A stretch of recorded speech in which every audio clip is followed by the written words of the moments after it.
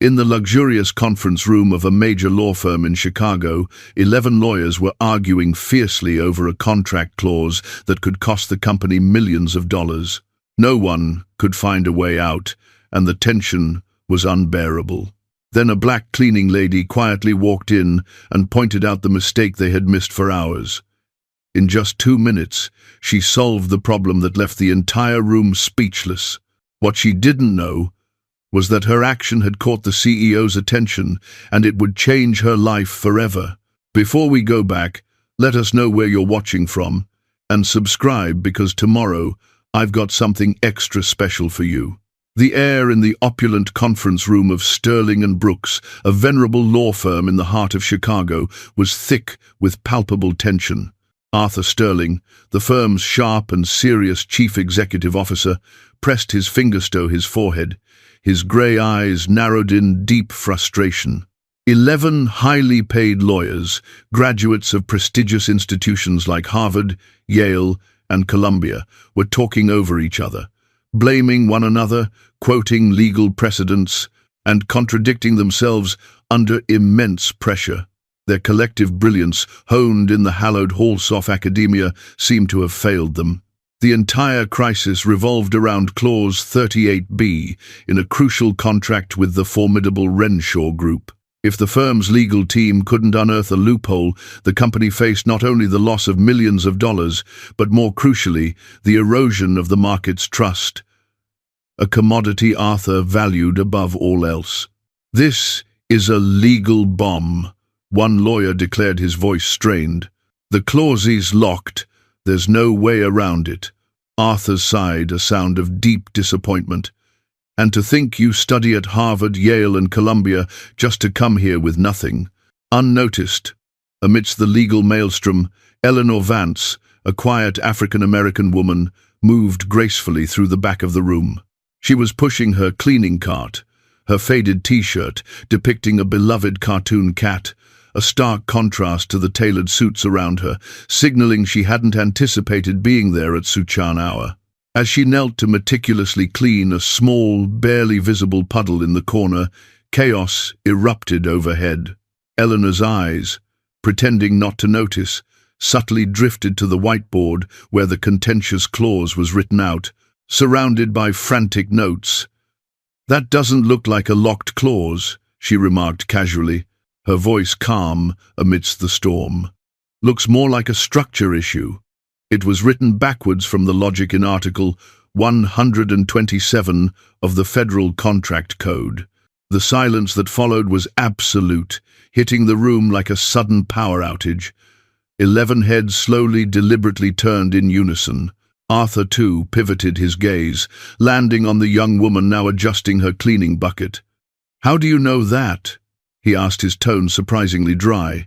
Eleanor met his gaze without flinching. "Because I read it.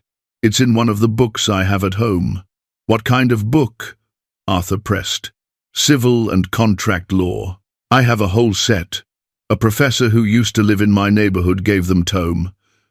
I read 1 chapter a night after my son goes to bed."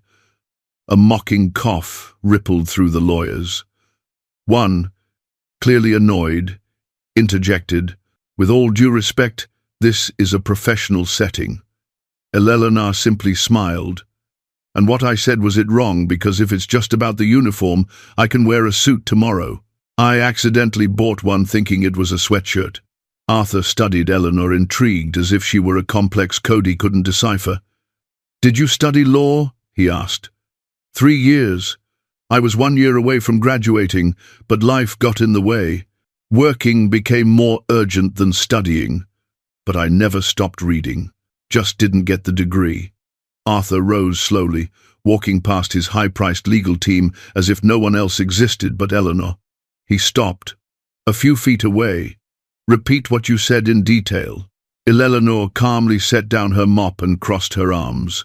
Clause 38B was written with a structure that depends on the conditional paragraph in Section 14, but it goes against Article 127 of the Federal Code. That opens a door for it to be voided due to interpretive ambiguity, especially if you argue it based on the precedent Garvin versus Dakota Energy, 2019. Another silence fell deeper than the first. This time, no one dared to cough. Arthur's eyes remained fixed on her. For the first time in years, his face was devoid of judgment, as if he were witnessing something that defied the neat spreadsheets of his world. One of the lawyers attempted to interrupt. "This can't be right. The analysis was done by experts. Maybe she's just confusing some terms." Eleanor merely shrugged, then read it again carefully at home. It's on page 197 of Volume 2 from Professor Albright's series. It's a good read. After dinner, Arthur crossed his arms, his expression a mix of disbelief and burgeoning curiosity. He didn't look bored. He looked deeply intrigued. "What's your name?" "Eleanor Vance." "Miss Eleanor Vance, let's talk in my office." Eleanor blinked, "But the floor is still wet." "Let the lawyers step around it," Arthur said, turning to his stunned team. "Or is that too much to ask?" The meeting concluded in silence. Eleanor, unsure whether this was a reprimand or a promotion, pushed her cleaning cart into the hallway, a crooked smile playing on her lips. Arthur's office was hushed as if even the furniture understood that unnecessary noise had no place there. Eleanor entered, leaving her cleaning cart outside, not because anyone told her to, but because she instinctively understood what Arthur truly sought from her at that moment. Arthur stood by his desk, holding a tablet.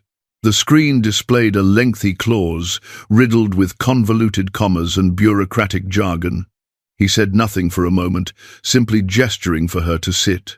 Eleanor eyed the elegant chair as if it were a throne from a fantastical film, then slowly sat adjusting her Garfield t-shirt, which seemed even more out of place than a cat in a courtroom. "This clause here," Arthur finally began, "was used as a model in a merger contract between two energy companies in Florida. One of our lawyers thinks it might be useful. What do you think?"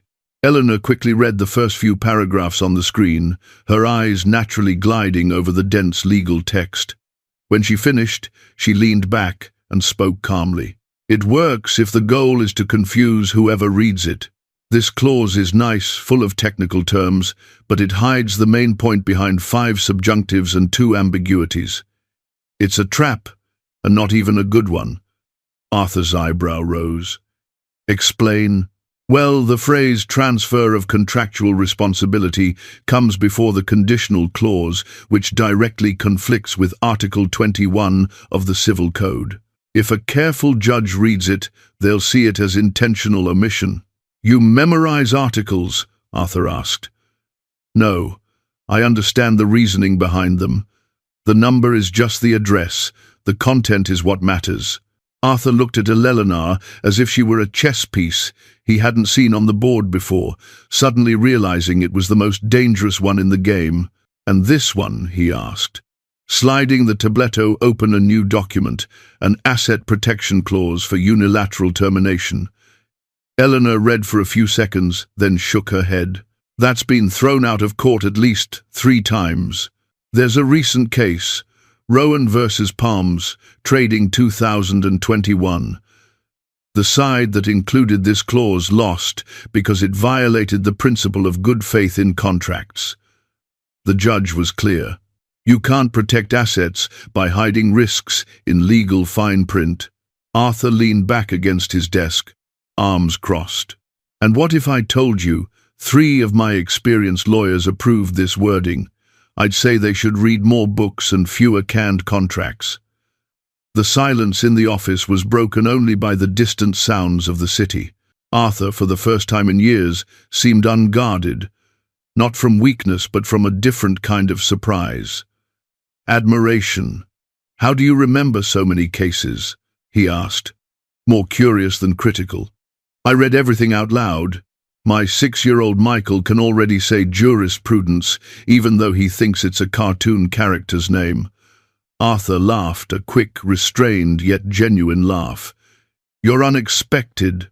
I tend to have that effect, especially on deep cleaning days."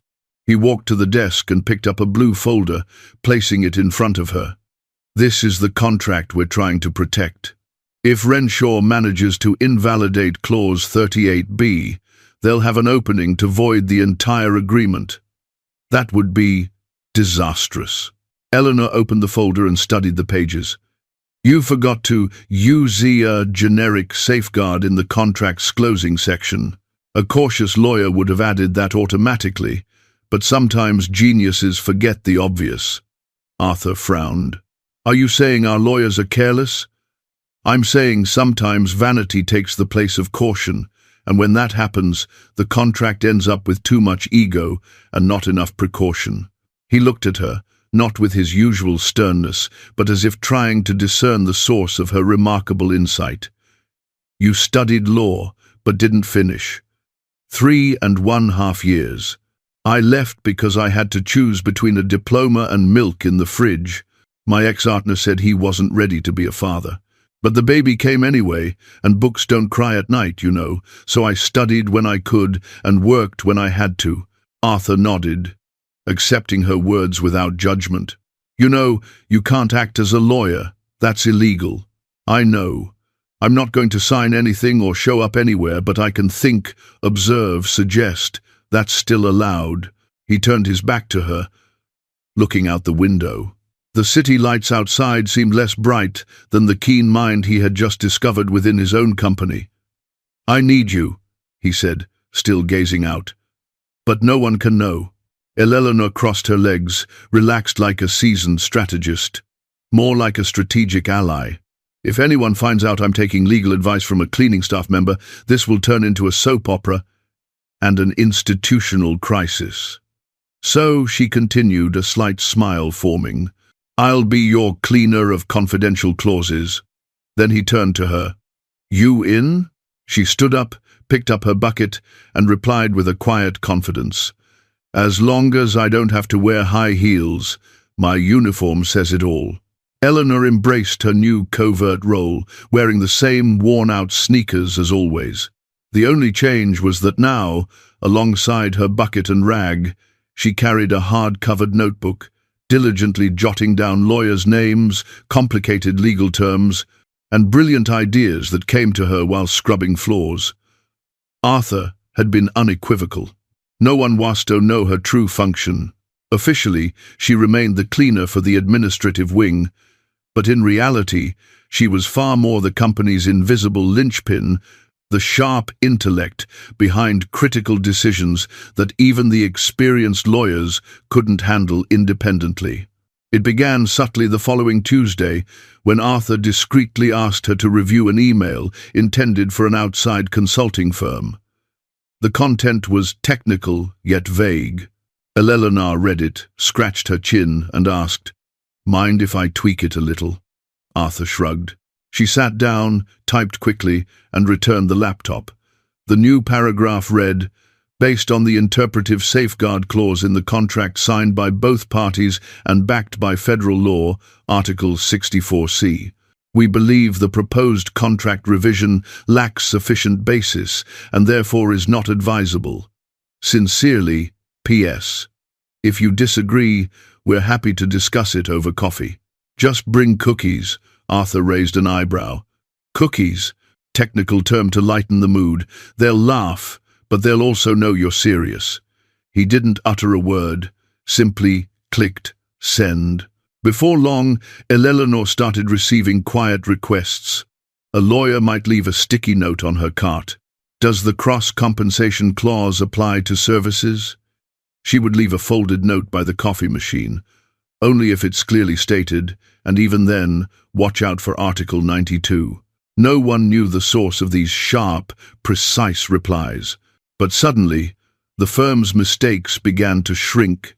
Arthur's meetings grew shorter and more effective, and the most challenging questions were no longer posed aloud in the hallways, but whispered during coffee breaks. On the third day, Eleanor sat quietly in the break room, writing in her notebook, when she overheard two lawyers talking. Arthur is acting different, more direct, more precise, and the weird part, without our help. Maybe he hired an outside consultant, or maybe a legal crystal ball. Eleanor smiled. So far, no one suspected her, But that wouldn't last. The conflict erupted one Friday morning when Julian Thorne, a young pompous intern with an ego large enough to require its own security badge, walked into the back office and caught Eleanor replying to an email on Arthur's computer. "What are you doing there?" he demanded. She looked at him calmly, replying to a legal email about a merger and a reversibility clause. "Want to take a look?" He stormed over, outraged. "This is a clear violation of procedure. You're not even supposed to use this system. You're just a cleaning lady." Eleanor took a deep breath. There was no danger in her posture, only the steady resolve of someone who refused to be belittled. Anyone can read the law, but to understand its soul is a privilege for those who study beyond the page, she said, looking him directly in the eye. Julian frowned. "That's not in the code." "No, it's not. It's from the preface of Professor Albright's book, the same professor who teaches your graduate classes. I took it from his book." The ensuing silence was louder than any accusation. From that day forward, Eleanor was informally known as the voice in the footnotes. No one knew precisely who she was, but rumors began to spread. The fact that Arthur continued to consult her without explanation only deepened the mystery. One afternoon, a sensitive document landed on Arthur's desk, a letter threatening litigation written in an aggressive, intimidating tone. He walked into his office and, without calling anyone, handed the letter to Eleanor. She read it, thought for 2 minutes, and then wrote a brief, direct, clear reply, infused with just the right touch of irony. "We appreciate your concern regarding the potential legal outcomes of this contract. However, we believe there's no reason for legal theatrics or imaginary contractual ghosts. Our team, visible or not, is ready for any move with respect and without fear." Arthur read it, and for the first time publicly smiled. That same week, during a break, Eleanor walked past a meeting room where 2 interns were debating whether to activate a joint liability clause in a partnership agreement. "It depends on how the bond was formed," Eleanor said, continuing to walk. The 2 young men looked at each other puzzled. "What do you mean?" She turned back with a smile. "If the joint responsibility was set by agreement, then yes. But if it's assumed just by interpretation, you risk cancelling the original intent. It's an Article 265. Good luck, gentlemen." She walked away, as if she had merely commented on the weather. Watching everything from his office, Arthur did something unusual.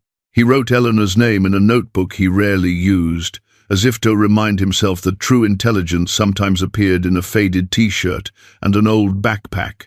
It was almost 10 at night when Eleanor finished organizing the last documents on Arthur's desk. The office was quiet, dimly lit by the desk lamp, casting a warm circle over the scattered papers. Outside, the Chicago skyline glowed through the large windows, but inside that room, the world had narrowed to just 2 people. In a conversation that was about to begin, Arthur leaned back, watching Eleanor carefully fold a sheet of paper where she had written notes about the Renshaw case. He noticed she always folded papers the same way twice into neat rectangles, as if each deserved respect. "You don't have to stay this late," he finally said, breaking the silence. "I know, but I like the office when it's empty. It's easier to think when no one's looking at me like I'm some kind of circus act." Eleanor put the last book into her bag and sat in the simple wooden chair across from him, a stark contrast to the elegant armchair used during formal meetings, making her feel more present, more real. "Can I ask you something?" Arthur leaned forward. "Sure, but if it's about case law, I charge extra after 9. He smiled, but his expression quickly turned serious. "Why did you study law? I mean, what made you choose that field?" Eleanor took a deep breath, as if opening a drawer she hadn't looked inside for a long time. "My father was a construction worker. He died when I was 16 inches, a work accident. The company he worked for tried not to pay compensation to my mother. They said he wasn't wearing safety equipment, that it was his fault. A complete lie. She paused, looking down at her hands. My mother didn't know how to fight back. We couldn't afford a lawyer. And the few who agreed to talk to us acted like they were doing us a favor, like we should be grateful just for being heard. Arthur leaned in, listening intently. And then I thought, if I knew the law, if I understood how things worked, maybe I could help her. Maybe I could help other people in the same situation. So I enrolled in college with a scholarship. Did you win the case? Arthur asked. We did. After 2 years of fighting, my mother used the money to open a small dress-making shop in our neighborhood. It's still there. She sews party dresses for girls who want to feel like princesses. Eleanor smiled, though there was a soft sadness in it. You must have been an excellent student, Arthur commented. I was good grades, part of study groups, loved discussing cases with the professors. I had a plan. Finish my degree, go to grad school, maybe one day, open a legal aid office in my neighborhood. What happened? The question hung in the air. Eleanor tucked a strand of hair behind her ear, a gesture Arthur had noticed she made when gathering her thoughts. Michael's father, she said finally. I met him in my second year. He was studying business a year ahead of me. Nice smile, easy to talk to, dreams that seemed to match mine, or so I thought. Arthur noticed his own breathing had become more focused. We dated for a year and a half. I was in my 3rd year when I found out I was pregnant. It was unexpected, but when I told him, I thought we'd face it together. But that's not what happened. He panicked, said he was too young to be father, that he still had too many plans, and maybe it would be better to take care of the situation another way. Eleanor paused, looking out the window. I told him I respected his decision not to be a father, but that I was going to have the baby, and he didn't need to worry because I'd manage on my own. And did you? Arthur asked. I had to. I dropped out in the middle of my 3rd year. The scholarship didn't cover daycare, and my mother was already busy with the shop, so she couldn't take care of Michael all the time. I needed to work. Arthur felt something stir in his chest, a mix of admiration and frustration he couldn't quite name. And Michael's father, he disappeared, literally moved to another city after graduation. I never saw him again. Michael used to ask about his father when he was little, but he doesn't anymore. I think he understands we're a complete family just the way we are. And you never thought about going back to college? Eleanor gave a quiet laugh. I did. I thought about it every night when I'd put Michael to bed and open the books I managed to borrow or buy second-hand at fairs. But then I realized something. I never stopped studying. I just changed the way I did it. She got up and went to the window looking out at the city lights. I started going to the neighborhood library. They had a small legal section, but it was complete. Professor Albright, the same one I mentioned to Julian, used to give extra lessons there on Saturdays. When he heard my story, he started lending me books. Lending you books? Arthur asked. At first, yes. Then when he saw I really studied them, took notes, understood what I read, he started giving me the books. He said, books are meant to be read, not just sit on a shelf for decoration. Arthur got up too, walking to stand beside her at the window. And you never felt angry about having to give up your plans? Eleanor turned to him, and for the first time that night, her eyes shone with a different kind of intensity. I did for a long time, angry at Michael's father, at the situation, at myself, for falling in love with someone who wasn't ready to build anything serious. But after Michael was born, she paused, as if reliving the moment when he was born, and I held him for the first time. I understood my plans hadn't been destroyed. They just changed shape. I wouldn't be the lawyer I dreamed of being at 18, but I would be the mother I wanted to be at 20. And now, do you regret it? Having Michael? Never. He's the best part of me. He taught me that courage isn't about not being afraid. It's about being afraid and moving forward. Arthur watched her profile against the city lights. There was something in Eleanor he'd never seen before, A strength that didn't come from trying to prove anything to anyone, but from knowing exactly who she was. And you still study every night after he falls asleep. I open my books. I read cases, study legal precedents, follow changes in the law. Not because I have to, because I want to, because it makes sense to me. Even knowing you can't practicing law is one thing, understanding it is another. And who knows, maybe one day I'll go back to college. Michael is growing up, becoming more independent. Maybe it'll be time to finish what I started. Arthur felt a strange emotion rise in his chest. It was admiration, yes, but more than that.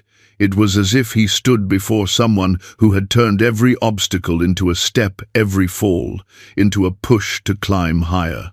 "You're remarkable," he said, the word escaping, with more feeling than he intended.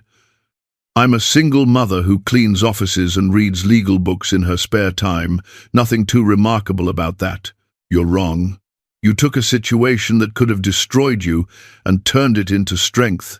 You raised a child on your own, never stopped learning, never lost your kindness or your sense of humor, and on top of that, you solved problems that lawyers with doctorates can't figure out." Eleanor smiled, a moist shine in her eyes. "Michael asked me the other day if I was sad about not becoming a lawyer. Do you know what I told him? I told him, maybe I didn't become the lawyer I dreamed of being, but I became the person I needed to be, and that was worth even more." The silence that followed was heavy with meaning. Arthur watched Eleanor smooth her hair, pick up her bag, returning to her efficient employee mode. But something had irrevocably shifted between them. An intimacy had formed, a mutual understanding that went beyond their professional partnership. "I need to go," she said. "Michael goes to Bedeley, but he likes me to be there when he wakes up in the middle of the night.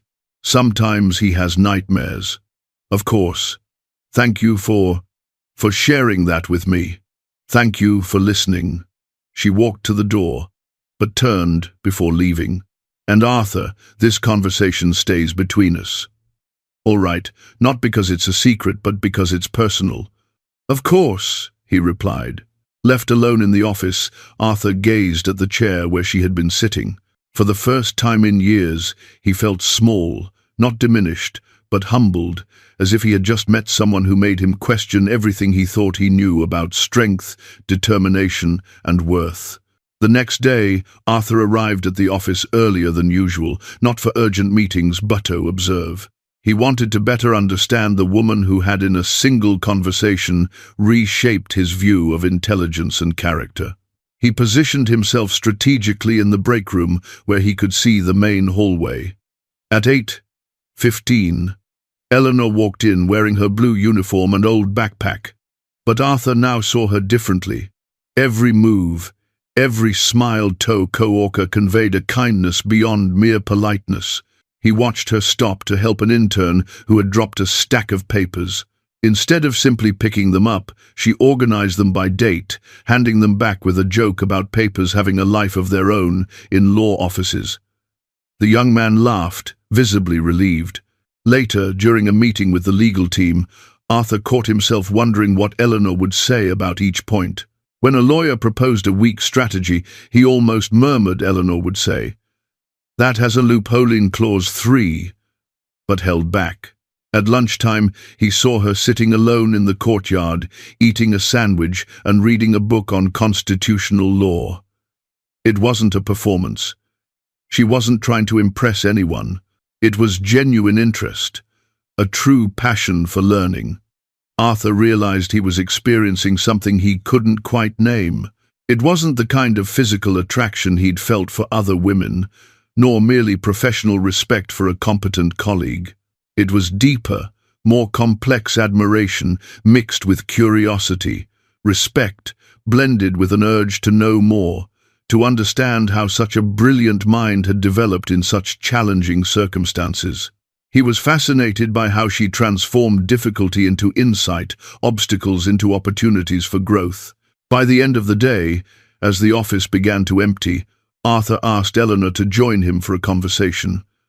"I have something for you," he said, handing her an envelope.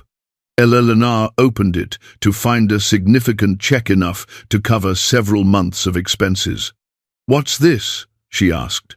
"A bonus for all the help you've given me for solutions none of my lawyers could come up with." Eleanor looked at the check for a few seconds, then handed it back. "I can't accept this." "Why not? You deserve it. The value you bring to my work is worth far more than this." "Exactly why I can't accept it." Arthur frowned, puzzled. "I don't understand." Eleanor sat in the same chair she'd used the previous night. "If I accept this check, you'll feel like we're even, like you paid for my knowledge, for my help, and I'll feel like someone who got compensated for being useful. But that's exactly what I'm doing. Compensating someone who's been helpful. No, Arthur, I'm not a favor. I'm value." The words hung in the air, filled with dignity and resolve. "You don't get it," she continued. "I don't help you because I need money. I help you because I enjoy it, because it makes sense to me, because I finally get to use everything I've learned. Money would turn this into a transaction, but what we have here is a partnership." Arthur put the check away, feeling both turned down and deeply impressed. "Then how can I give back? Keep letting me be involved, keep trusting my judgment, and maybe, just maybe, see me as a person, not just a cleaning lady who happens to know the law." At that moment, Arthur realized what he was feeling. He was falling in love, not with Eleanor's looks, nor with her usefulness at work, but with her essence, her integrity, her mind, her ability to turn any situation into a chance to grow. And that scared him more than any lawsuit he had ever faced. Thursday morning began like any other at Sterling and Brooks. Eleanor arrived promptly at 8, greeted the front desk staff, and made her way to the administrative floor with her cleaning cart. What she didn't know was that just a few feet away, Leo Jenkins, a second-year intern and aspiring influencer, was discreetly recording a video for his social media channel. Leo had been intrigued by the office buzz rumors of a mysterious invisible consultant aiding Arthur Sterling with complex cases. When he saw Eleanor patiently explaining the difference between a termination clause and a cancellation clause to two other interns, he knew he had found perfect content. "Look, it's simple," Eleanor said, leaning on a broom as she gestured. "A termination clause is like a breakup where you just can't agree on movies anymore. It's over, but no one did anything wrong. Now, a rescission clause, that's when one person was secretly eating all the popcorn. That's a breach of trust." The interns chuckled, and one asked, "What if someone lied about liking horror movies just to impress the other?" "Well, my friend, that's misrepresentation. The whole agreement was based on false information that can make the contract invalid from the beginning. Like when you find out your crush doesn't even like dogs or pizza. That's a fundamental mismatch. Relationship voided." Leo continued recording, fascinated by how Eleanor clarified concepts his professors took hours to make half as clear, and how Dow know which one to use in each case. Another intern inquired. Main question: was there bad faith? If yes, it's rescission. If not, it's just termination. It's like breaking up over text or in person. Either way, it's over, but one's a little more respectful than the other. Eleanor grabbed her rag, ready to return to work, but one intern still had a question. What if both people want out of the contract, but for different reasons? Then you've got a mutual divorce with a fight over who keeps the dog. Bilateral termination with a specific division clause. Everyone takes what they brought in, but you've got to decide who keeps the shared Netflix account. The three burst out laughing, and Leo ended the recording with a close-up on Eleanor's face as she gave a relaxed wave to the camera. Folks, you've just watched the best contract law class in history, taught by the most unlikely expert at the fanciest law firm in Chicago. Now, this is what access to knowledge looks like, Leo narrated into his phone. He posted the video on his social media channel at 2:00 the afternoon with the caption, "Point of view, The janitor at your office explains contract law better than your Harvard professor. Simple law wisdom without diplomas. Legal legend. What followed surprised even Leo. Within 2 hours, the video had 50,000 views. After 4, it hit 200,000. By the end of the day, it had surpassed 500,000, filled with excited comments from law students, lawyers, and professors alike. This woman explained in 2 minutes what my professor couldn't explain in a whole semester. Does anyone know where she teaches? I'm dropping out of college to study with her. Finally, someone who makes law make sense. Wait, she's a janitor. How is she better than a Harvard PhD? The video was shared in private groups at law schools across the country. It went viral on a popular social media platform under the hashtag #JanitorGD, and other platforms lit up with stories quoting Eleanor's explanations. A legal news site shared the clip with the headline, "Cleaning staff member teaches contract law goes viral on social media." Another outlet ran a full article, "The accidental educator who's changing how we talk about the law." But the real explosion occurred when a popular page posted an image of Eleanor holding her broom next to 11 solemn lawyers in robes captioned, "The janitor who outsmarted 11 doctors of law." The meme spread like wildfire with dozens of versions. The next morning, Eleanor arrived at work, unaware of what had transpired. She was greeted by curious stares, whispered conversations, and knowing smiles. She only realized something was amiss when the receptionist, barely containing her excitement, showed Eleanor a phone. "Eleanor, you've gone viral. Over 2 million views." Eleanor watched the video with an amused look, shaking her head. "That Leo? I always thought he recorded too much." "You're not mad?" the receptionist asked. "Why would I be? Did I say anything wrong?" "No, but you didn't ask to be filmed." "That's true. But I didn't say anything classified either. And from the comments I'm seeing, people are learning. That's a good thing." When Arthur arrived an hour later, there were already 3 calls from journalists, waiting 2 emails from television producers wanting to interview the viral cleaner, and a message from Human Resources asking how to handle the situation. Arthur immediately summoned Leo. "You had no right to film an employee without permission." "Mr. Sterling, I didn't know it was going to go viral like that. It was just a silly video for my followers. Take the video down now." "But sir, it's already been shared thousands of times. Even if I delete it, it won't make much difference. And well, technically, I recorded it in a public area of the office, and she didn't say anything about not wanting to be filmed." Arthur took a deep breath, trying to control his irritation. He wasn't angry about Eleanor's success, but worried about the potential repercussions. The firm could face questions about his hiring practices, about why a cleaning staff member possessed such advanced legal knowledge about the overall competence of the legal team. He called Eleanor into his office for a private talk. "Eleanor, we need to talk about this situation. The video. I saw it. It's funny. Do you understand the implications? The press might want to talk to you, dig into your story, ask why you're not practicing law. And I'll answer with the truth that I studied law, didn't finish because of personal reasons, but kept studying because I enjoy it. What's the problem? The problem is, this could create an awkward situation for the firm. People will question our competence, ask why we rely on a cleaning staff member to solve complex cases." Eleanor crossed her arms, adopting a more serious tone. "Arthur, are you embarrassed by me?" The question caught him off guard. "That's not it. Then what is it? Did I share any confidential information, break any protocol, disrespect a client? No. But then let me ask you something. Would you rather have a team that pretends to know everything, or someone who really understands the subject, no matter their job title?" Arthur was silent for a few seconds. "You're right. I'm sorry. It's just, this kind of attention could complicate our partnership." Our partnership has always been complicated, Arthur, since day one, and it still worked. She stood and walked to the window.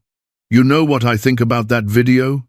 If people laugh at me, I hope they learned something in the process.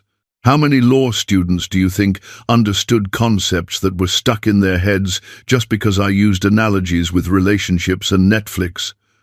Probably a lot. Then the video served a purpose, and if it causes any problems for the firm, we'll deal with them. But I'm not going to hide just because people found out intelligence doesn't come with a diploma. Arthur watched her once again, impressed by her ability to transform a potentially messy situation into an opportunity for profound reflection. You're not afraid of being judged, he observed. Arthur, I'm a single mother, a cleaner who studies law on her breaks. If I were afraid of judgment, I wouldn't even leave the house. What matters to me is, am I doing something useful? Am I helping someone? Am I being true to myself? And are you? I am.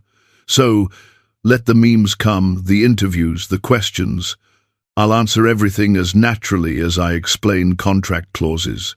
That afternoon, when 3 more news outlets reached out wanting to interview the cleaner who had become a phenomenon, Arthur didn't try to block them. Instead, he simply asked Eleanor if she needed anything. Just promise me one thing, she said. What? If any journalist asks about my boss, tell them he's the smartest person I know because it's true and because intelligence recognizes intelligence. It was official. Arthur was completely in love. The case of Renshaw versus Sterling and Brooks was scheduled for Monday at 9 inches the morning in the Chicago Superior Court. It was the kind of trial that would determine not only the firm's financial future, but also its reputation in the market. $60 million were at stake, along with the credibility Arthur had meticulously built over 15 years. On the Friday, before the tension in the office was palpable, the lawyers reviewed arguments, checked precedents, and exchanged nervous glances in the hallways. Everyone knew the defense strategy hinged on a complex interpretation of Clause 38B, the very clause Eleanor had flagged as problematic weeks before.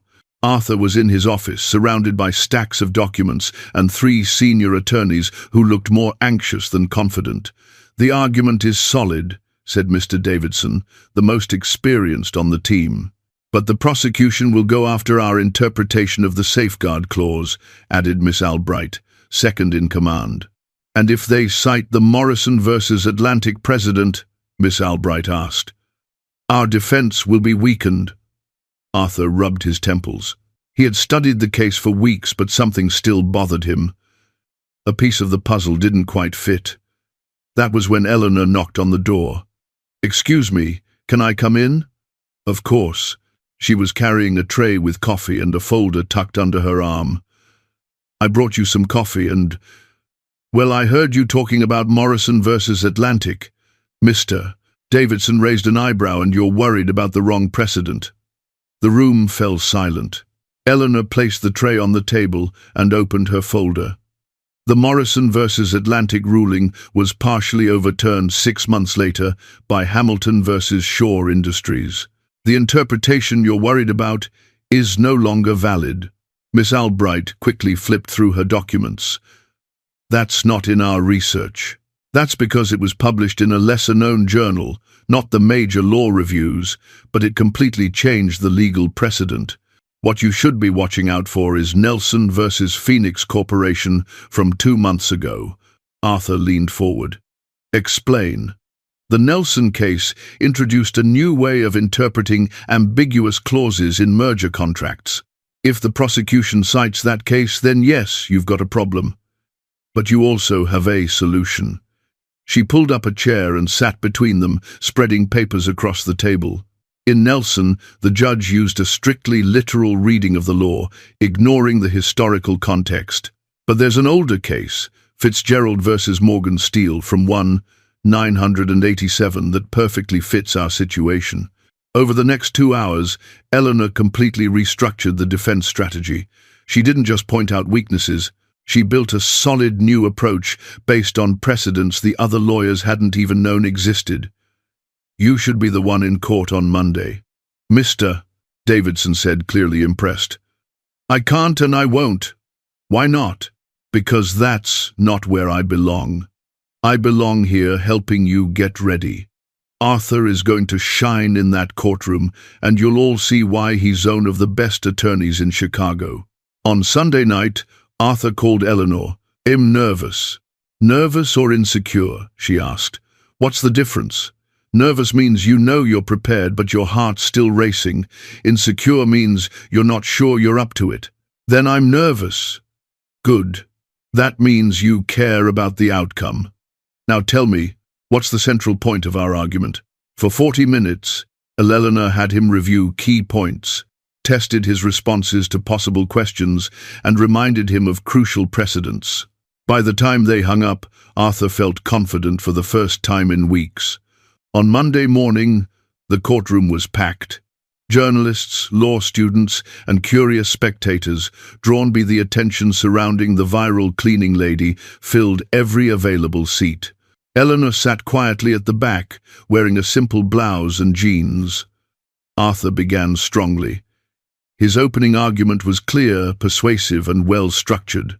He cited the precedents Eleanor had recommended and laid out a solid line of reasoning. For 40 minutes, he completely commanded the courtroom. But then the prosecution struck back. Your Honor, said the prosecutor, a well-dressed woman in her 50 seconds, the defense relies on a questionable interpretation of Fitzgerald versus Morgan Steele. I'd like to point out that this precedent was partially modified by the recent ruling in Torres versus Infinity Holdings. Arthur felt the blood drain from his face. Torres versus Infinity Holdings. He didn't know that case. It hadn't appeared in his research. Eleanor hadn't mentioned it. The change introduced by Torres versus Infinity, the prosecutor continued, clearly states that in merger contracts with ambiguous clauses, the interpretation must favor the party that did not draft the original document. The judge leaned in, clearly interested. Arthur knew he had to respond, but he had no idea how to counter a precedent he'd never seen. His team looked just as lost. Mr. Sterling, the judge said, would you like to respond to the precedent raised by the prosecution? Arthur stood, but his mind was blank. He looked through his papers, searching for anything, but found nothing. Then he heard a soft voice behind him. Article 127, paragraph 3. Partial, not full modification. It was Eleanor. She had stood up and, speaking just loud enough for him to hear, she gave him exactly what he needed. Arthur took a deep breath and turned to the judge. Your Honor, with all due respect to the prosecution, it's important to clarify that Torres versus Infinity Holdings introduced only a partial modification to the Fitzgerald versus Morgan Steele precedent, not a full repeal. He began walking through the courtroom again, confidence returning.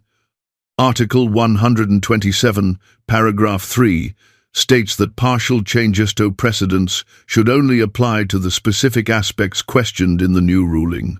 As Eleanor explained in Torres versus Infinity, the core issue was how to interpret clauses in hostile takeovers, not friendly mergers like the one we're discussing today. The prosecutor frowned, clearly not expecting that answer. Also, Arthur continued, the judge in Torres versus Infinity made it very clear that his decision wasn't meant to apply broadly to all types of mergers, only to those involving coercion or major information imbalance. In our case, we have a friendly merger, with full information shared between both sides, documented over 8 months of negotiations. So, Torres versus Infinity doesn't apply. The original interpretation from Fitzgerald versus Morgan Steele still stands valid and relevant. The courtroom fell quiet, broken only by the sound of the judge tapping his pen on the desk. Mr. Sterling, your argument is consistent and well supported. The objection is overruled. 2 hours later, Arthur had won the case. The decision was unanimous. Clause 38B was valid. The contract remained in effect, and Sterling and Brooks kept not only the $60 million at stake, but also their reputation. Back at the office, everyone was celebrating. But before anything else, Arthur went looking for Eleanor. "I need to talk to you." They met in his office, away from the congratulations and toasts. "How did you know about Torres versus Infinity?" he asked. "I looked it up last night when you told me you were nervous. I figured I'd check if any recent cases could cause problems for our strategy. I found 3, including that one. And why didn't you tell me before?" "Because you were already under pressure, and I knew that if it came up, you'd be able to handle it with the right info in the moment." Arthur Satan, the edge of his desk. "Eleanor, you saved my career today. You saved your own career." I just whispered a tip. "No, it was much more than that. You've been helping me from day one." He stepped closer. "I want to make it official. Will you be my personal assistant and lead legal advisor, full salary, full benefits, and the recognition you deserve?" Eleanor's eyes welled up. "Are you serious?"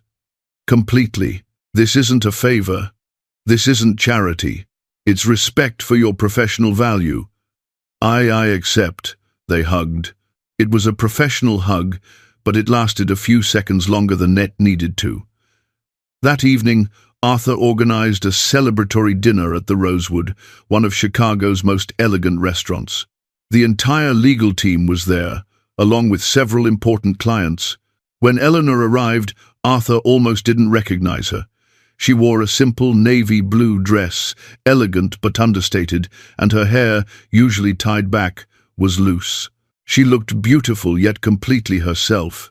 During the dinner, she spoke with ease about legal cases, made people laugh with her creative analogies, and carried herself with a quiet confidence that had nothing to do with her clothes or shoes. Arthur couldn't take his eyes off her all night.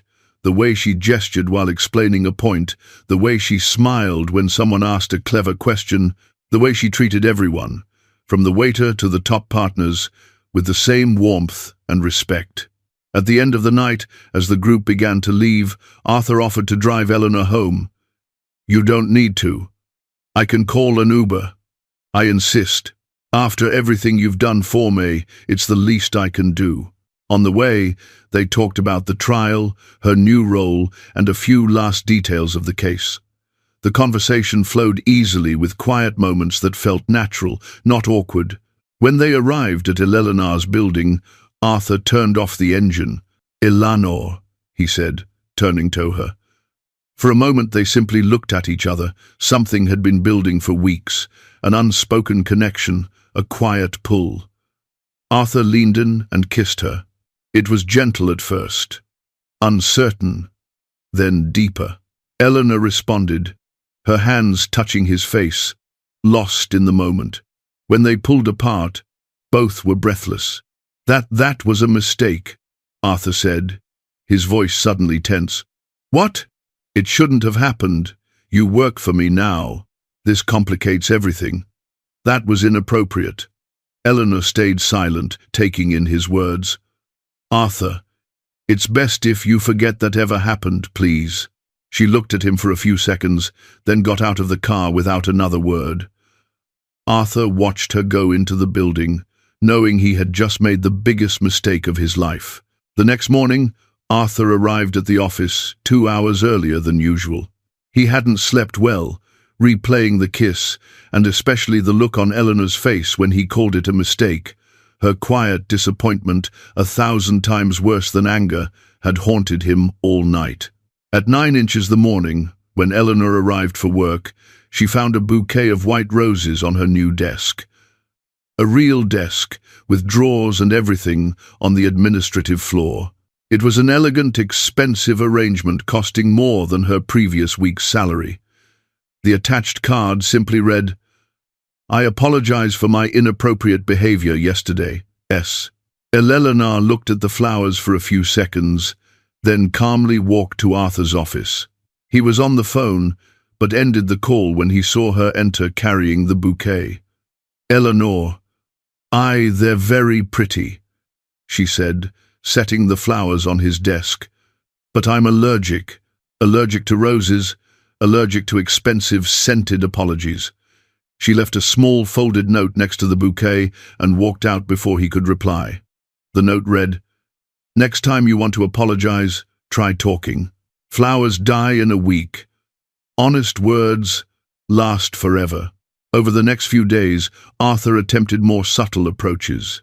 He left coffee from her favorite neighborhood cafe on her desk, a small local place near her home, very different from the office's gourmet coffee.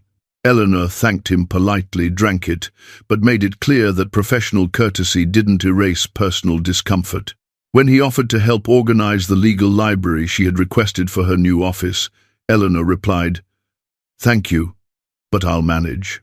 I always have." There was no hostility in her voice, just a firm setting of boundaries that hadn't existed before that unresolved kiss. On Wednesday, Arthur tried a different tactic. During a meeting about a new case, he asked for Eleanor's opinion in front of the entire legal team. "Our new advisor certainly has a valuable perspective on this issue," he said, looking directly at her. Eleanor responded with perfect professionalism, offered precise suggestions, and helped resolve a deadlock that had stalled discussion for 2 hours. But when the meeting ended and the other lawyers left praising her contribution, she turned to Arthur. "Don't use my work to try to fix what broke outside of it. That's not what it is. And you don't need to.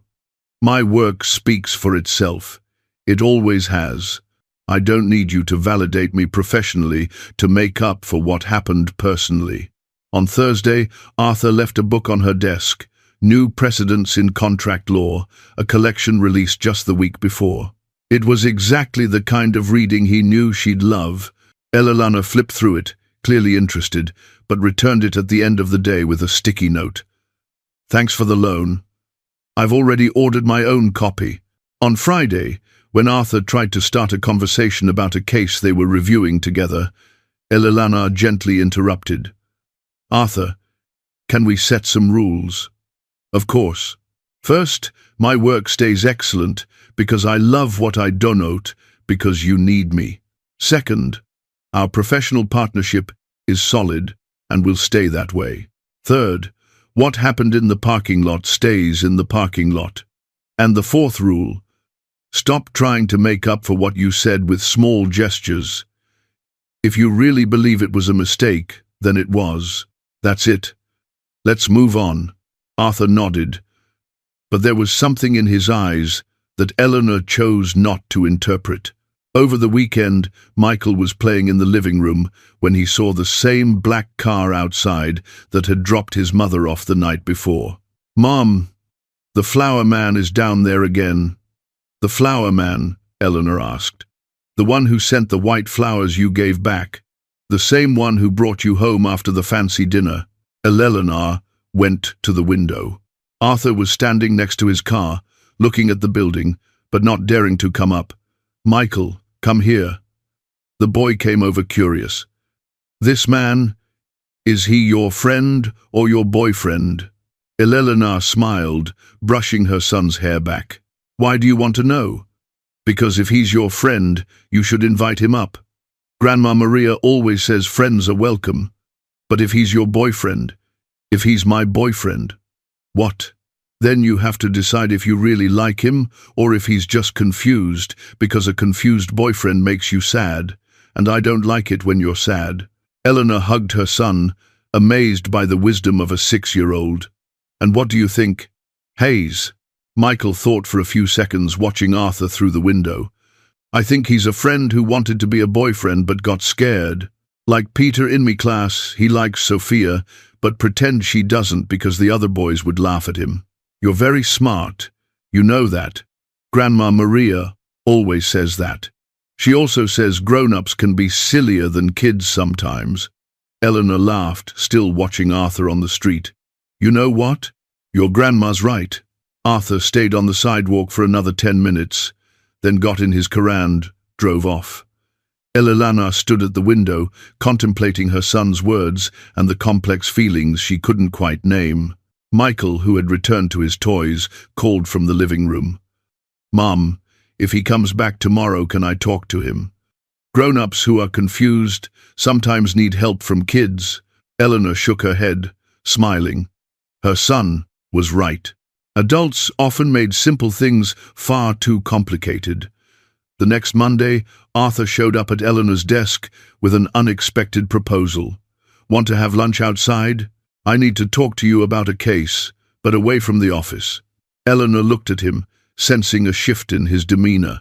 He seemed less guarded, more human. "What kind of case?" "The kind that can't be solved with case law." They went to a small cafe downtown, far from the upscale restaurants Arthur usually frequented. It was a simple place with worn wooden tables and a handwritten menu on a chalkboard. The kind of place where Eleanor felt at ease. Arthur ordered a sandwich he barely touched. Eleanor ate her salad, watching him fidget with a napkin. So she said after a few minutes of silence, "What kind of case has you this unsettled?" "I'm the case." She stopped eating and waited. "Eleanor, I don't know how to handle what I'm feeling." "And what are you feeling?" "Ever since you came into my life, everything's changed. The way I work, the way I think, the way I exist, and that scares me." "Why does it scare you?" "Because I've never felt this way before. I've never admired someone so much. I've never wanted so badly to be near someone, to hear what they think, to understand how they see the world." Eleanor set her fork down and gave him her full attention. "Are you confused because you fell in love, or because you fell in love with me?" The question caught him off guard. "What's the difference?" "The difference is that maybe you're not used to women who don't need you, just the real you." Arthur frowned. "What do you mean, the women you've known before they needed your status, your money, your influence?" "I don't need any of that." "And that leaves you with Norfron's point, doesn't it?" He sat in silence, taking in her words. "Maybe you're right. It's not a maybe. You've spent your whole life being needed by people for the wrong reasons. With me, you're just you, Arthur. Not the CEO, not the wealthy guy, just the smart man who asks good questions and sometimes laughs at my bad jokes. Your jokes aren't bad."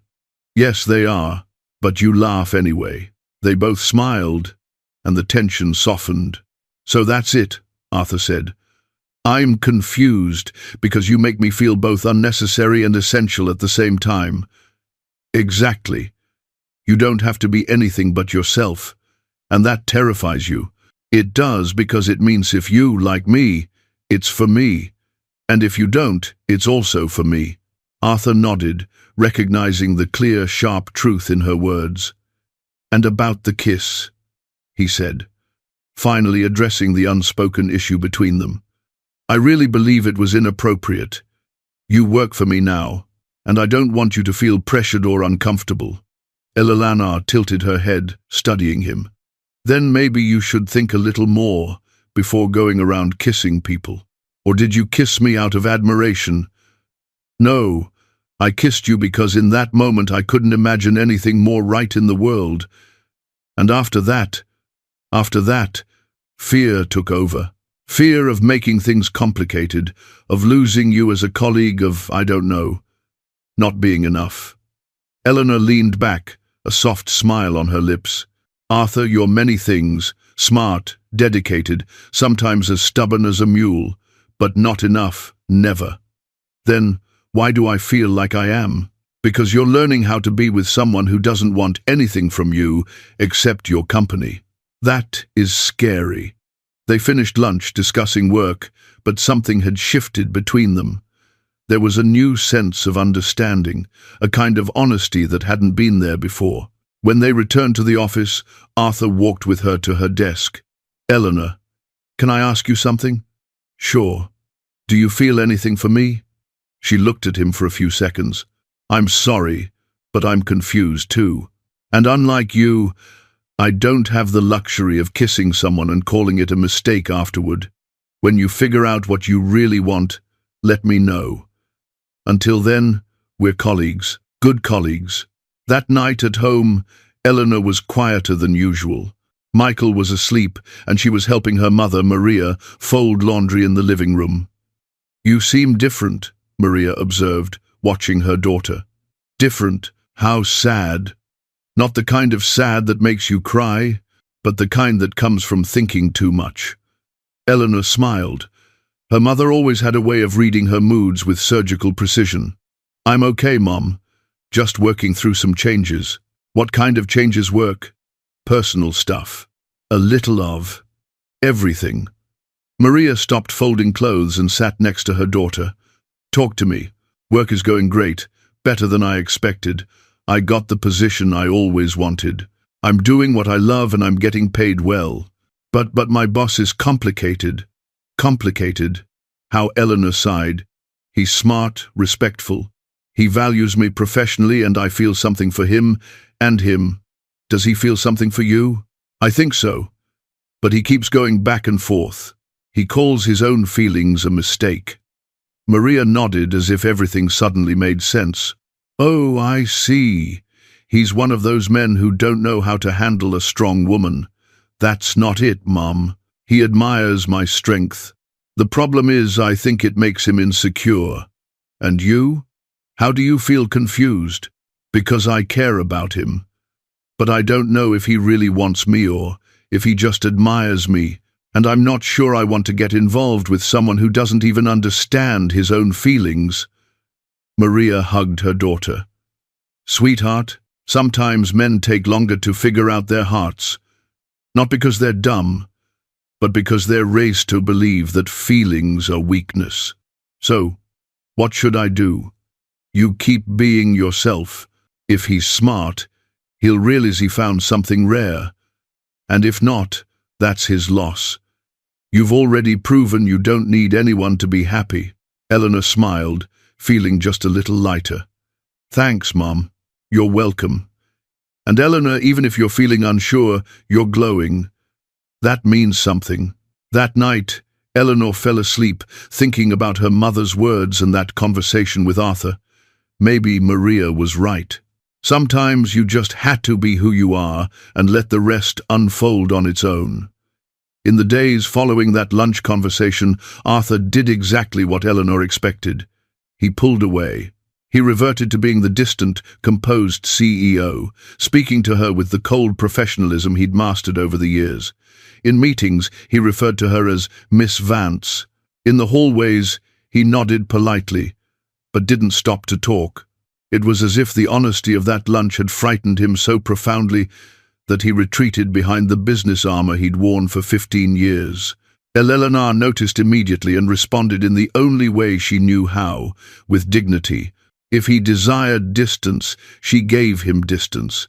If he preferred formality, she would be perfectly formal. But she also began to withdraw from the informal support she'd been providing. When Arthur left documents on her desk with sticky notes asking for input, she replied by email, technically sound, detailed, but devoid of the playful comments she used to add. When he attempted to initiate a conversation about a case, she answered clearly and professionally, then promptly returned to her work. The shift didn't go unnoticed in the office. Miss Albright told Mr. Davidson that the vibe between the boss and his new advisor had turned strangely formal. Leo, still proud of having spotted Eleanor's talent, observed that she wasn't cracking jokes during her legal explanations anymore.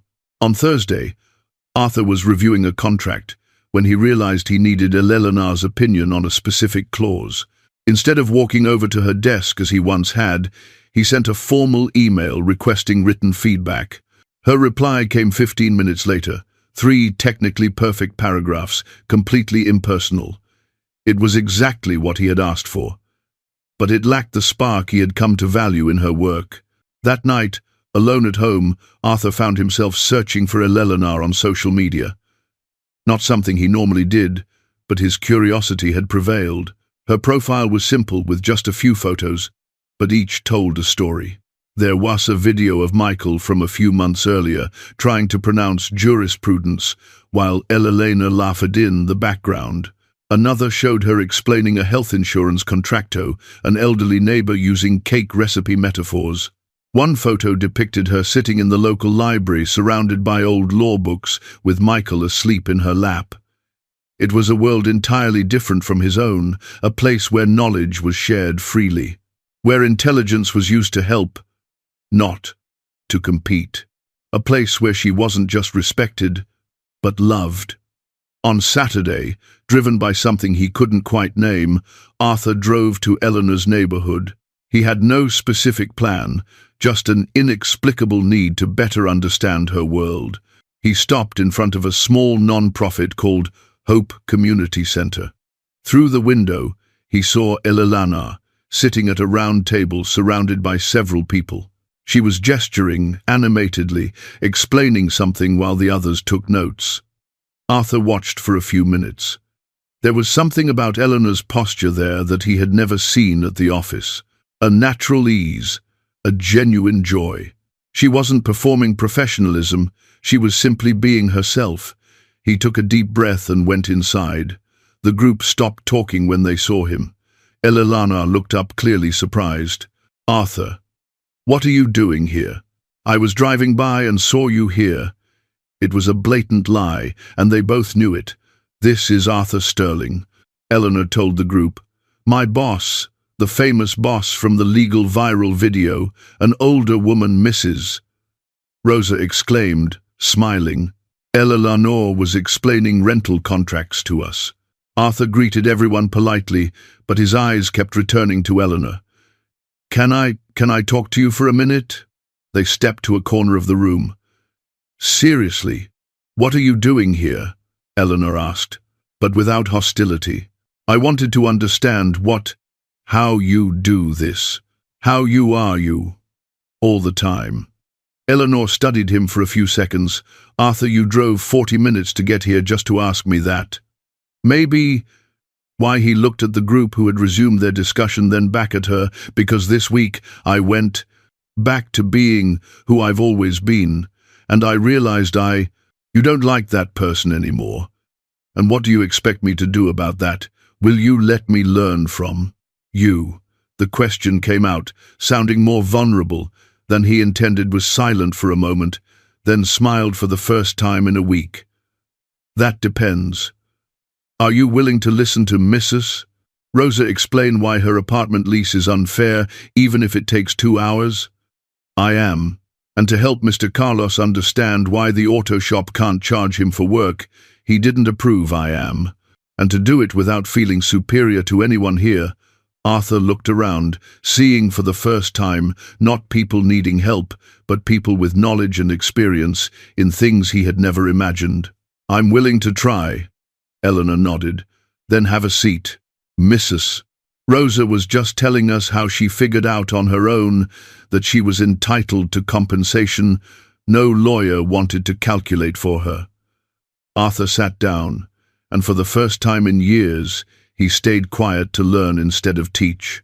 For the next 2 hours, he listened to stories that made him rethink everything he thought he knew about justice, intelligence, and human worth. When they left, Eleanor asked, "So, did you learn anything I learned? That you're not just intelligent, you're wise, and there's a big difference between the two." "What's the difference?" "Intelligence solves problems. Wisdom changes people." For the first time in weeks, they smiled at each other without any walls between them. The following Wednesday, Eleanor casually mentioned she'd be giving a talk at the community center on consumer rights. It was part of a project she'd been running for 2 years, teaching basic legal knowledge to people who could Tafford lawyers. "Can I come?" Arthur asked, surprising himself with how natural it sounded. "Won't you find it boring?" "On the contrary, I think I need to see what real advocacy looks like." On Saturday afternoon, the small auditorium at the community center was packed. About 40 people filled the plastic chairs, from young mothers with babies on their laps to retired men with notebooks in hand. Arthur sat in the back observing. Eleanor walked onto the small, improvised stage with a natural ease he'd never seen in the corporate setting. She wore jeans and a simple blouse, her hair loose without the polished touches that characterized the business presentations he was accustomed to. "Good afternoon, everyone." She began with a genuine smile. "Today, we're going to talk about something everyone should know. How not to get tricked when you buy something." Laughter rippled through the crowd. "First, Let's agree on something. Everyone here has been tricked at least once. I have you. Have even that well-dressed gentleman in the back." She gestured discreetly toward Arthur, and more laughter followed, making Arthur feel included, not singled out. The difference is, when that happens to someone with money, they hire a lawyer. When it happens to people like us, we get upset, tell our friends, and that's it. We accept the loss. An older woman raised her hand. "But Eleanor, lawyers are expensive. What are we supposed to do?" "Mrs. Maria, that's exactly what I'm here to talk about today. You don't need a lawyer for everything. What you done is to know your rights." For the next hour, Eleanor explained complex concepts using everyday examples. She talked about warranties by comparing them to relationships that don't work out, about abusive interest rates, by comparing them to loans between friends, and about misleading contracts using recipes that hide ingredients as a metaphor. Arthur watched fascinated by how she translated legal jargon into plain, relatable language without sacrificing technical accuracy. More importantly, he noticed how people perceived her, not as someone superior offering intellectual charity, but as a true ally. When a young man asked how to dispute a wrong charge, Eleanor didn't just explain the steps. She wrote a sample letter on the board and offered tips on tone and how to construct a strong argument.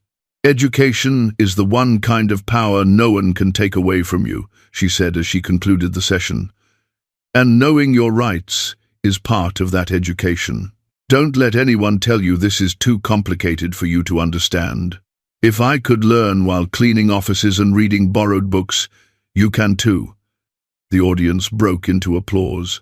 Several people approached her afterward to ask specific questions, offer thanks, or simply talk.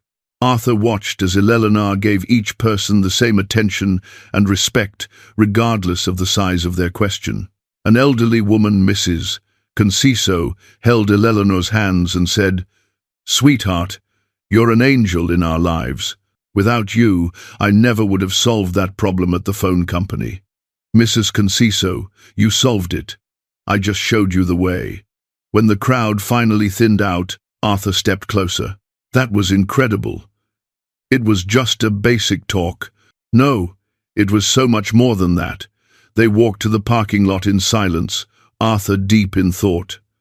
"Can I ask you something?" he finally said. "Of course. How do you manage to be so important in people's lives without even realizing it?" Eleanor stopped walking. I'm not important. I'm just sharing what I know." "That's exactly it. You don't hold on to knowledge to have power over people. You use knowledge to give people power." He looked at her with a mix of admiration and something akin to sadness. "You're everything I wanted to be and never could." "What do you mean?"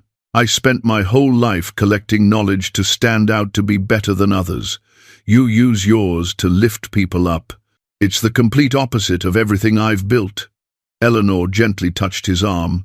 "Arthur, it's not too late to change how you use what you know." "You think so?" "I'm sure of it." At that moment, Michael came running out of the community center, followed by Maria. "Mom, you are amazing!" the boy shouted, throwing himself into Eleanor's arms. "Michael, this is Arthur." "Arthur, my son Michael, and my mother, Maria." Michael looked at Arthur with curious eyes.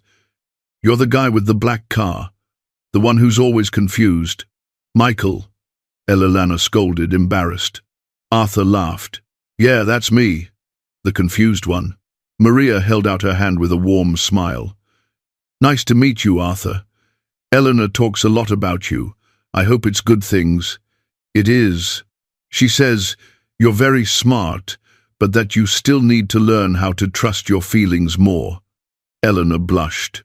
"Mum, what?" "It's true." Maria turned to Arthur. "Can I give you a piece of advice? And please, my daughter's not complicated. She just won't accept being treated like a second choice. If you like her, be brave enough to admit it. If you don't, be honest enough to let her move on." Arthur nodded, touched by Maria's gentle honesty. "Thank you for the advice, Mrs. Maria." You're welcome, and now you're both having dinner with us. I made lasagna for an army, and I won't take no for an answer. Michael grabbed Arthur's hand. Do you like lasagna? Grandma makes the best in the world. Arthur looked at Eleanor, who gave a little shrug and a smile. Looks like your evening is all planned out. Looks like it, and for the first time in years, Arthur felt truly at home. Dinner at Maria's had changed everything, not just for Arthur and Eleanor, but in how they related to each other.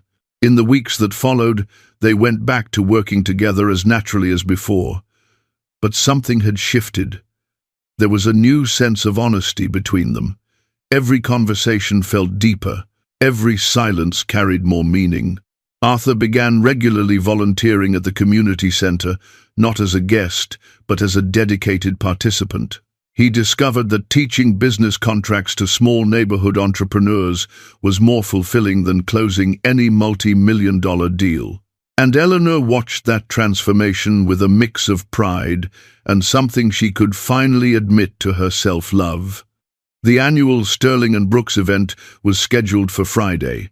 It was a firm tradition, an elegant evening where clients, partners, and employees gathered to celebrate the year's achievements.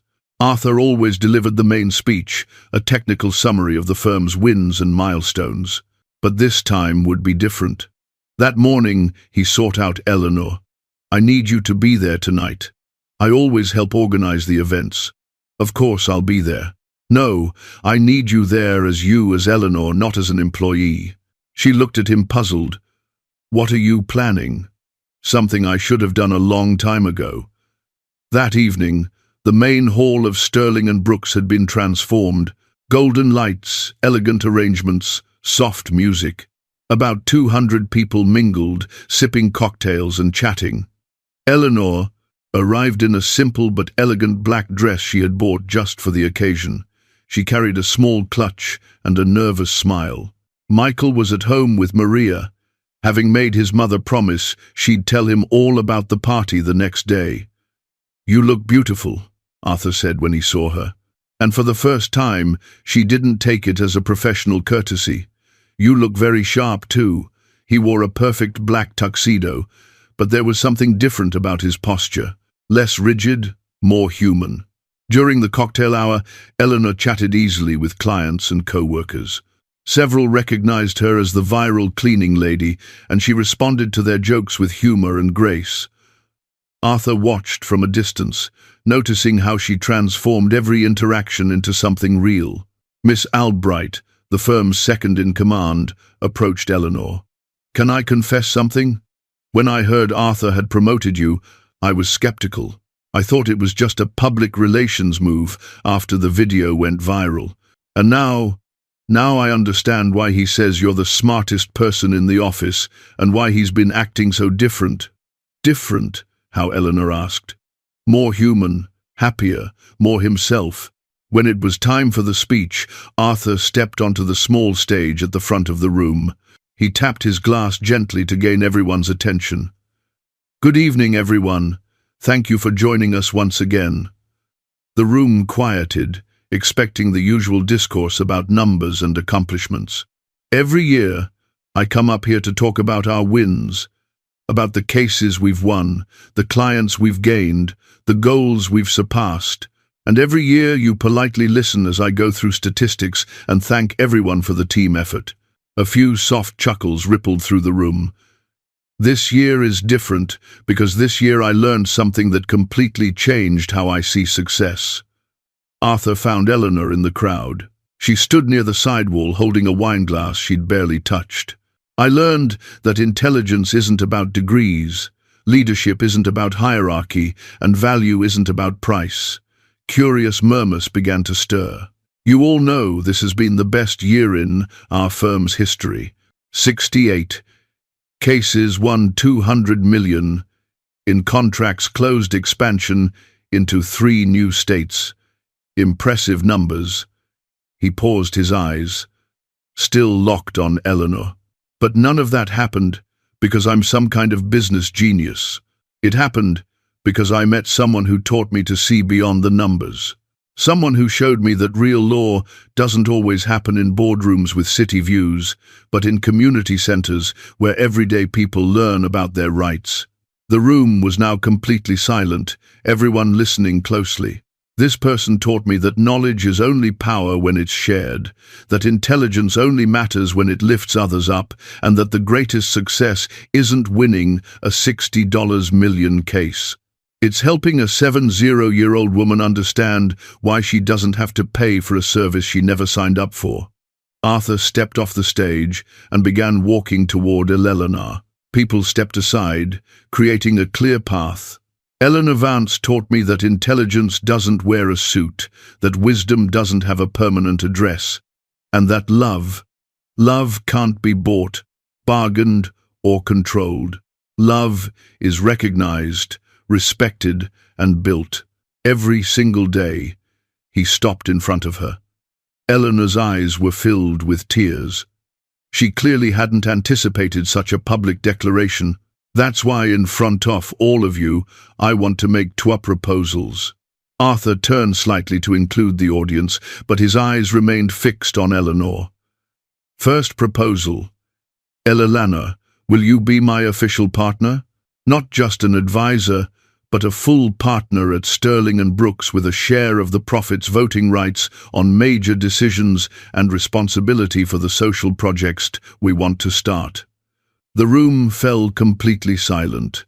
Eleanor nodded too, moved to speak. Second proposal, and this one is the most important. Will you be my wife? This time, the silence was broken by a few audible sighs from the audience. Eleanor looked around at the smiling, expectant faces, then turned back to Arthur. Are you sure? Because there's no going back from this.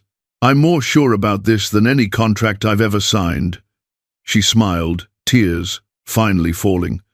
I accept both proposals, but I need to set one condition. What is it? No expensive flowers to try to impress me. If you want to give me something special, I want a library. A real library with comfortable chairs and space for Michael to study. Arthur laughed, taking her hands. Deal. A library, chairs, and anything else you want. He kissed her, and this time there was nothing inappropriate or confusing about it. It was the right kiss at the right moment in front of the right people. The audience erupted in applause and cheers. Miss Albright was crying. Mr. Davidson was smiling like he had just won an important case. Leo was already filming everything for social media. When they pulled apart, Arthur whispered in Eleanor's ear, There's one more thing I want to propose. What is it? I think you should finish law school. Eleanor pulled back, slightly surprised. Arthur, I didn't. I don't need a diploma too. It's not about needing it. It's about you deserving to have official recognition for what you already know. And because I want you to have every possible option. But what about the time, the work, Michael? We'll figure it all out. Your mother can help more with Michael. You can study whenever works best, and if you need to reduce your workload, we'll do it. What matters is that you finish what you started. Eleanor thought for a few seconds. Law school had been a dream cut short 6 years earlier. The idea of finally earning that degree had always felt too far away to be realistic. Do you really think I should? I think you should. Dowhat feels right, but I also think you deserve the choice. And if I agree, do you promise not to rush me or make it easier for me? I promise. You'll earn that degree the same way you've done everything in life, with hard work, intelligence, and determination. Eleanor smiled. Then I accept. I'll finish law school, even knowing it will be a lot working, studying, taking care of Michael. I've done harder things, and this time I won't be doing it alone. Arthur kissed her again, and for the first time in years, Eleanor felt that all her dreams weren't just possible, they were inevitable. The following Monday, she was on the phone with the law school's office, inquiring about the re-enrollment process. Maria had immediately offered to help more with Michael, saying it was time for her daughter to finish what she started properly. And for the first time, Eleanor realized that having a partner didn't mean depending on someone. It meant building a life together where both their dreams had room to grow. 6 months later, at the very same community center where Arthur had learned the true meaning of justice, the most unusual wedding Chicago had ever seen was taking place. The decorations didn't come from a fancy magazine.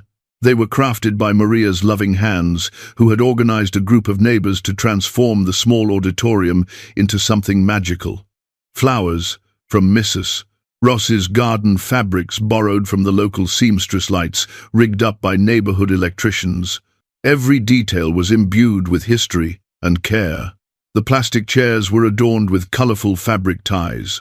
The altar was a simple table covered with a hand-embroidered cloth made by Michael's grandmother. Instead of an expensive catering service, there was a community table where every family brought a special dish. Arthur arrived early, adjusting the simple suit he had chosen so he wouldn't look out of place. He watched the final preparations with a smile that Miss Albright, his former employee and now friend, would later describe as if he had finally found his true place in the world. The guests were an unlikely mix. Lawyers from the firm sat next to cleaning staff. Wealthy clients chatted with retired neighbors. Law students laughed with children from the community. Leo, of course, was recording everything, knowing he was capturing what would undoubtedly become the most viral wedding video in American legal history. When the simple music began to play, a playlist Michael had helped curate, Arthur took his place at the makeshift altar. For the first time in years, his hands weren't shaking from nerves. He was exactly where he wanted to be. The door opened, and Eleanor walked in arm with Michael. She wore a simple white dress purchased from a neighborhood store and tailored by the local seamstress. Her hair was down, adorned with a single fresh sunflower, which Michael had insisted upon proclaiming, "My mom shines like the sun." Michael wore a little navy blue suit that made him look like a tiny lawyer. He carried a pillow with the rings, walking with a serious expression that made the entire crowd laugh through their tears. Arthur watched Eleanor walk toward him and finally understood the meaning of the word home. It wasn't a place. It was a person. It was this woman who had changed his entire life with wisdom, humor, and a kind of generosity he was still learning to match. When she reached the altar, Michael handed the rings to the efficient Professor Albright, the same man who had lent Eleanor her first legal books years ago. Before the traditional vows, Eleanor spoke, catching everybody by surprise. "I'd like to say a few words." She turned to the crowd, holding Arthur's hands. "For a long time, people knew me as the cleaning lady who knew the law, and that's fine. I really do clean things. But over the years, I realized I didn't just clean floors." Her voice was steady, full of quiet emotion. "I cleaned away judgments, my own judgments about what I could or couldn't achieve, other people's judgments about what it means to be smart, successful, worthy." She looked at Arthur. "And I helped someone very special clean away his judgments too, about what it means to lead to love and to be truly happy." Maria was quietly crying in the front row. Mrs. Rosa waved her handkerchief. Miss Albright and Mr. Davidson exchanged emotional glances. When it was time to exchange rings, Michael walked solemnly up to Arthur and whispered something the microphone picked up. "Now you're our assistant too." "Okay." The crowd burst out laughing. Arthur knelt down to meet him eye to eye. "I accept the job, but can we talk about the salary?" "Sure, but I don't take money. Only ice cream and trips to the park." "Deal." They sealed the agreement with a formal handshake that made everyone laugh again. When they finally kissed as husband and wife, it was under a shower of flower petals brought in by the neighborhood children. The kiss was long, sweet, and filled with promises that didn't need a contract to be kept. As the party kicked off with music, homemade food, and stories spreading from table to table, Eleanor and Arthur stepped aside for a moment to take it all in. "Any regrets?" he asked. Joking. You never doing it in a place where everyone's going to have opinions about our life. Still, no. Why not? Because now they're our family, and family looks out for each other. Arthur kissed her again, knowing he had found not just a wife, but a whole new way to live. A life where intelligence was measured by how deeply you loved, success was measured by how much you helped others, and happiness was as simple as sharing ice cream with a 6-year-old boy who had just gained a stepfather willing to be his assistant. Thank you truly for staying with the story to the very end. If it touched you in some way, if it reminded you of someone, a struggle, a truth you carry, please share how it made you feel. These are more than just stories. They're real lives, real hearts, real battles. A moving story, a true story, a story with a moral. Wherever you are in the world, I'd love to know, where are you listening from? Your support makes it possible to keep telling touching stories, family history, and personal overcoming like this one. If this story resonated with you, consider giving it a like, subscribe, and join us again for more inspiring stories from people's lives. Until next time, stay kind, stay curious. I'll see you in the next story. Join us to share meaningful stories by hitting the like and subscribe buttons. Don't forget to turn on the notification bell to start your day with profound lessons and heartfelt empathy.